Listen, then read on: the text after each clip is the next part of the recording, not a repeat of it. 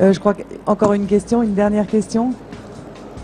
Alors, Madame Taubira, je suis très heureuse d'avoir entendu le mot complexité. Ça m'a fait du bien d'avoir entendu le mot amour, que vous avez répété plusieurs fois, et de vous entendre dire j'ai cherché, j'ai cherché.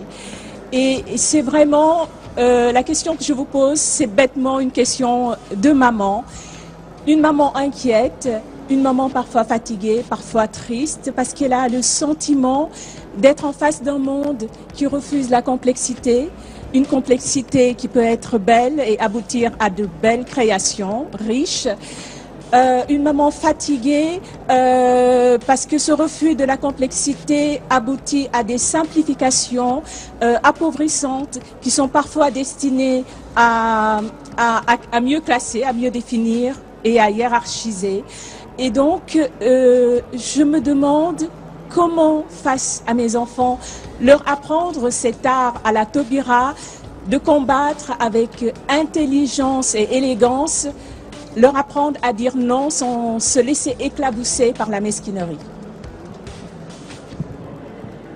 Merci pour ces mots, mais moi je fais confiance aux mamans et aux papas pour donner une éducation. Ce que nous devons garder à l'esprit, c'est que nous donnons ce que nous avons et ce que nous sommes.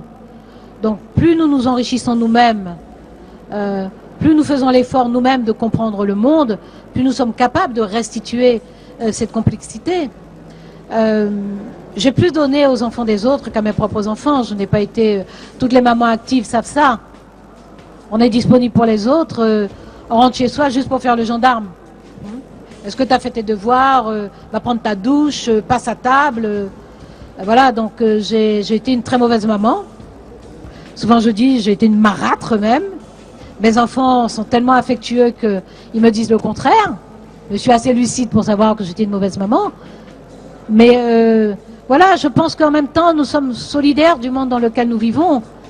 Et ma maman elle-même, qui n'était pas tellement à la maison, disait, lorsqu'on prend soin des autres, le bon Dieu prend soin de nos enfants.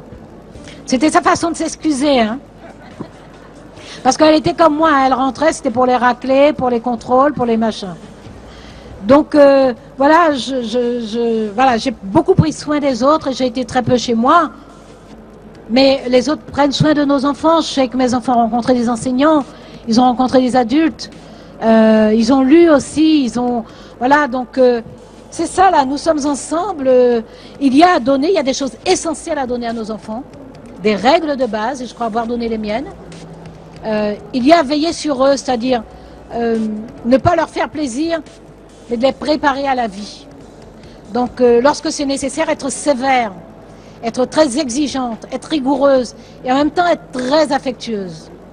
Et tout ça c'est possible, mais je sais que les mamans savent le faire, les papas savent le faire. C'est quand on a de l'amour en soi, quand on comprend le monde, quand on aime le monde, quand on sait qu'on fait partie du monde, on est capable de donner tout ça. Voilà, donc je n'ai pas de leçons à donner, je n'ai pas de vadémécum, je n'ai pas de conseils même à donner. Je dirais simplement, voilà, quand on donne tout ce qu'on a en soi, inévitablement, il y a quelque chose qui nous fait savoir que là est l'essentiel. Donc, on donne l'essentiel. Donner, on donne. Si on donne, on atteint l'autre. On atteint l'autre. Et en donnant en générosité, on ne donne pas du mauvais. On donne forcément de bonnes choses.